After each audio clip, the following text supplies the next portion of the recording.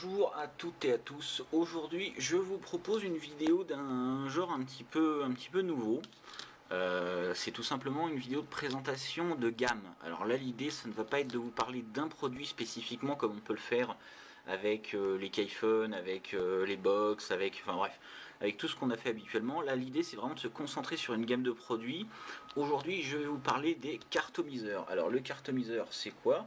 Le cartomiseur, c'est un tube en acier, percé ou non. Alors là, on voit, il y a un tout petit trou dans le cartomiseur, c'est pour faire rentrer le liquide dedans, avec ou sans jupe. Vous voyez, il y en a qui sont avec, il y en a qui sont sans jupe. Donc là, si je mets mon gros doigt devant, on va rien voir. Voilà.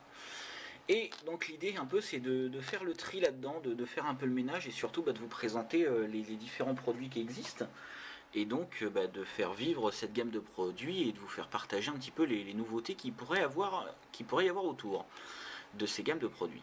Là, dans mes mains, j'ai un carto puncher. Alors l'idée du carto puncher, c'est très simple. On voit que quand je visse et quand je dévisse, la petite pointe rentre à l'intérieur. L'idée est sur un cartomiseur non percé, parce qu'il y a des gens qui vapent avec les cartomiseurs seuls. Alors par exemple, un cartomiseur non percé, je crois que de mémoire, celui-là c'en est un. Voilà. Donc tous ces cartomiseurs là sont de chez Bauge. C'est la marque que nous préconisons et qui nous semble le plus adapté à vaper avec des cartos. En tout cas la plus répandue. Je vous invite à les utiliser, c'est vraiment pour moi les meilleurs produits et le meilleur rendement saveur qui existe. Donc là typiquement nous avons un tube non percé. Si nous ouvrons donc la petite galette de silicone, nous allons voir qu'à l'intérieur de ce cartomiseur, en fait tout simplement nous avons donc une bourre. Alors cette bourre ressemble un petit peu à du perlon ou à du coton, si vous voulez, pour vous donner une image, avec un petit tuyau central, et dans ce tuyau central, nous distinguons un petit fil noir. Je vais prendre celui que j'ai éclaté pour vous montrer, voilà. Hop là. Donc dedans, là on voit bien, il y a un petit fil noir, à l'endroit où je touche là. Et donc ce fil noir, en fait, c'est celui que j'ai dans la main.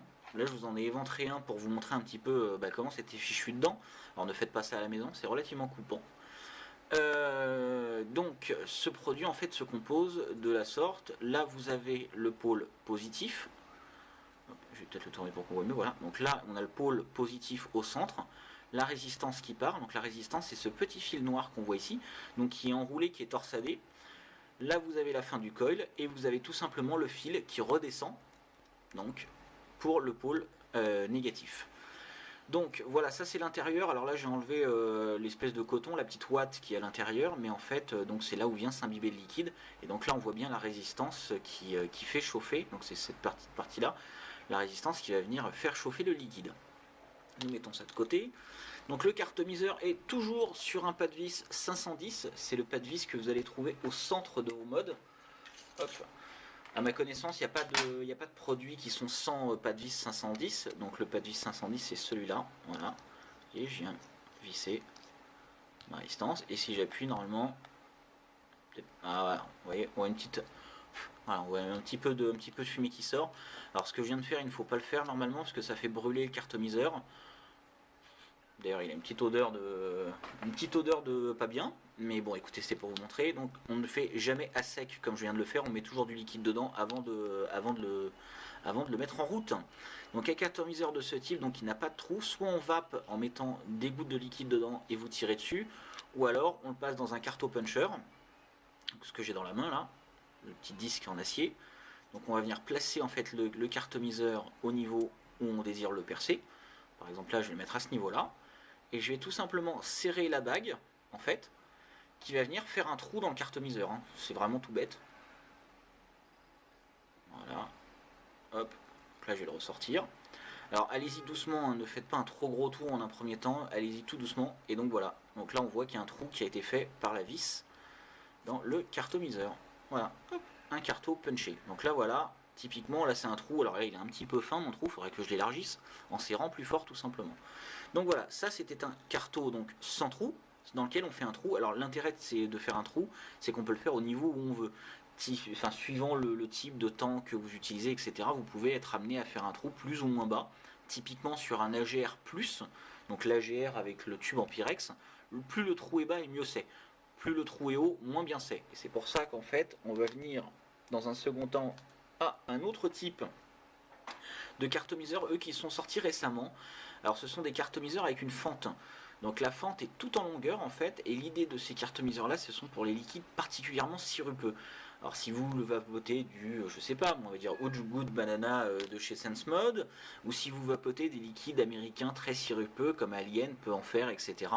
Mais écoutez, ce type de cartomiseur est particulièrement indiqué, sachant que le liquide va vraiment pénétrer à l'intérieur du carto, donc toujours pour venir humecter la ouate qui est à l'intérieur.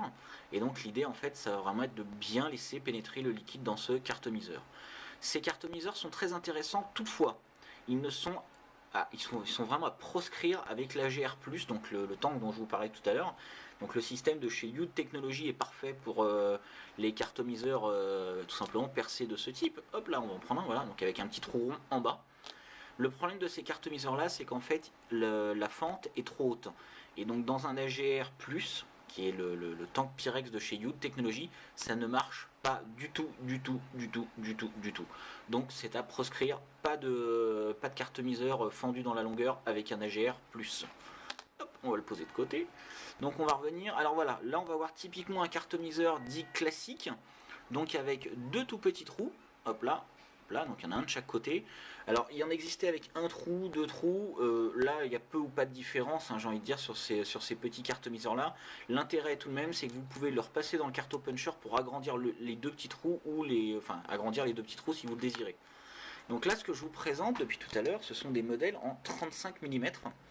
Et je vais faire une petite comparaison maintenant avec un cartomiseur en 45 mm. Donc c'est suivant la taille de votre tank, en fait, vous allez adapter le cartomiseur qui convient. Généralement, par exemple, un cartomiseur de chez Yud Technology, un tank de chez Yud Technology comme l'AGR vient avec un petit tube en Pyrex et un grand tube en Pyrex. C'est en fait tout simplement pour correspondre avec le type de cartomiseur que vous allez insérer dedans. Là, on a un cartomiseur, un seul trou. Vous voyez, le trou est bien plus grand par rapport à cela. Hop, on va les mettre l'un à côté de l'autre. Voilà. Donc on voit que le trou est plus grand, il n'y en a qu'un. Toujours même fonctionnement. Le liquide va rentrer par ce trou.